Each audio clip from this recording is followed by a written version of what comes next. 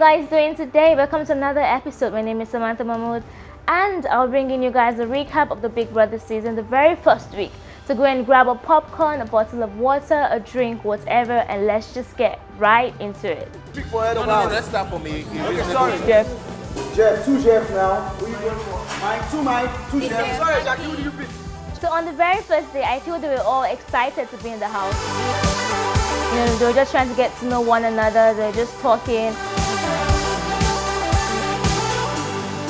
Jay, Jeff, Mike, and Fraud were really lively from the onset. They moved from one place to another, vibing with their fellow housemates. You know, just trying to get to know one another. And one girl that stood out for me was Kathy.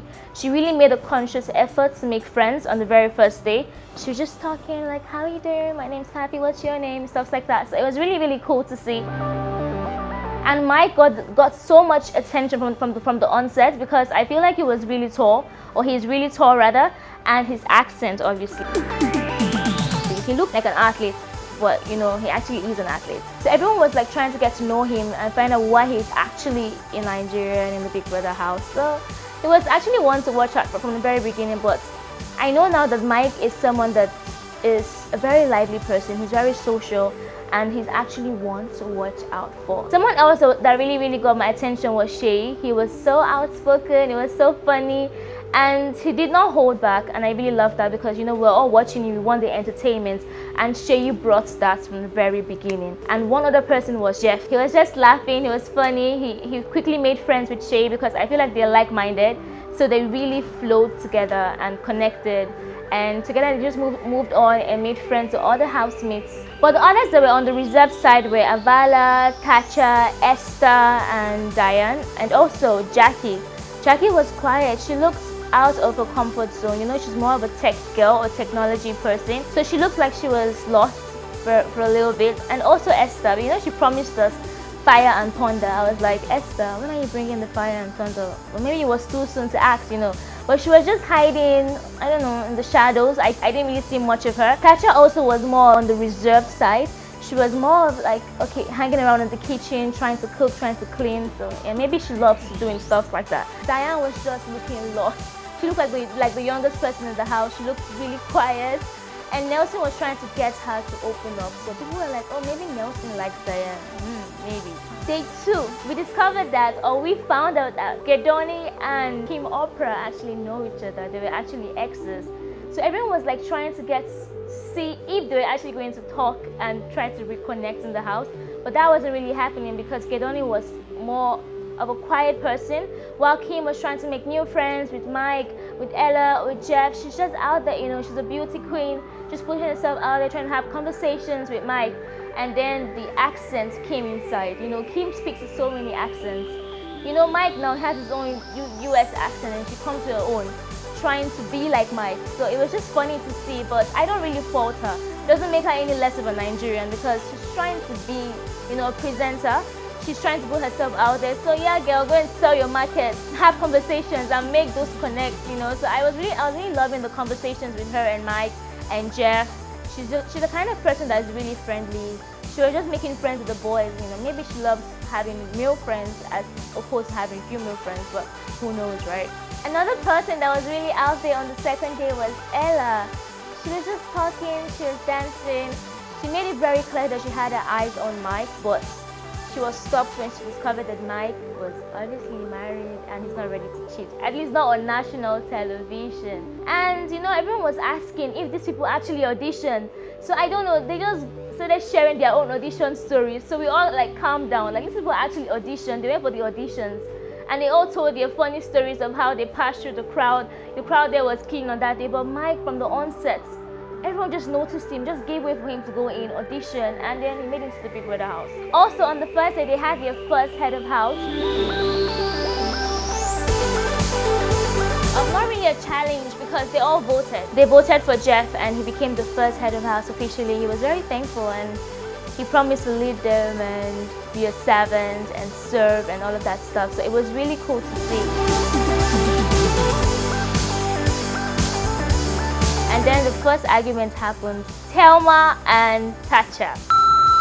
Go hold You them. don't have any. You don't tell me that. You can't tell me that. It was like breaking the 11th commandment, thou shalt not beg for fish. Because Tasha cooked and Thelma felt like she hadn't gotten any fish, and then it just blew up. But it wasn't really such a big argument. It was more like F you and F you and F you and F you, what do you mean?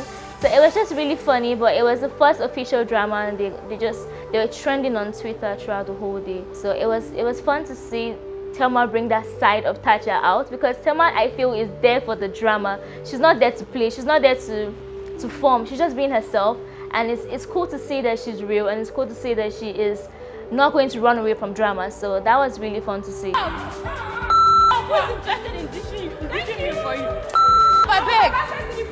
You didn't let me. Someone will teach you. Up until this point also, Omashola, that had plans to go there and be the center of attention, was still in the shadows because there are a lot of strong characters in the house, like Shay. Shay was just overpowering all of the boys there with his mouth, with his facial expressions. He was just killing it, you know.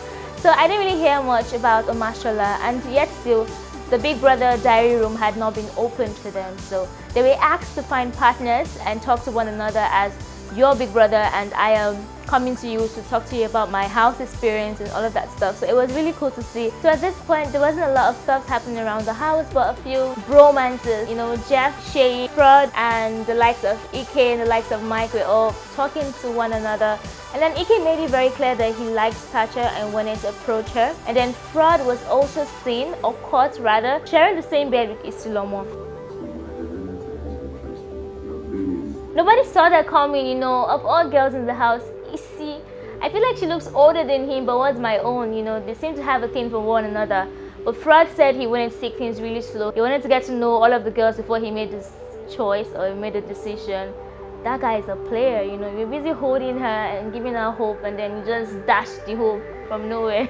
But it was fun because she really seemed into him. She's always smiling, trying to sit down next to him. I know Ishi looks more of a tomboy when she takes off her wig, so it was fun to see that she liked one or two of the guys at the house. She seemed to have a thing for Shay, and then also for Omashola, and then Fraud. So it was really cool, but Fraud was trying to detangle himself from the whole situation, and it was just funny. And then everyone was like, yeah, let Ike make a move on Thatcher, let's see how that will go, because Thatcher was more of the standoffish, bossy, girls run the world kind of stuff. So I was like really expecting him to move, and I was anticipating it actually, like, Ike make a move on Thatcher, let's see what she says, let's see how she reacts. And then I noticed that Thatcher always tries to run away from conversations. I don't know if she cannot express herself, or is it that she doesn't like people at the house, or doesn't feel like they're up to her level. Because she's always, as soon as you ask her something, she always looks for an excuse to try to run away or try to make the conversation as short as possible. But anyway, whatever she's doing is working for her so far. You know, whenever it comes to games, she gives in her best. She's always very competitive. And I feel like people were really surprised because on Instagram, she's very out there. She's very social, but in her real life, maybe she's a very private person, and she's showing us the private side of her in this house. So it's fun. You go, girl, do your thing.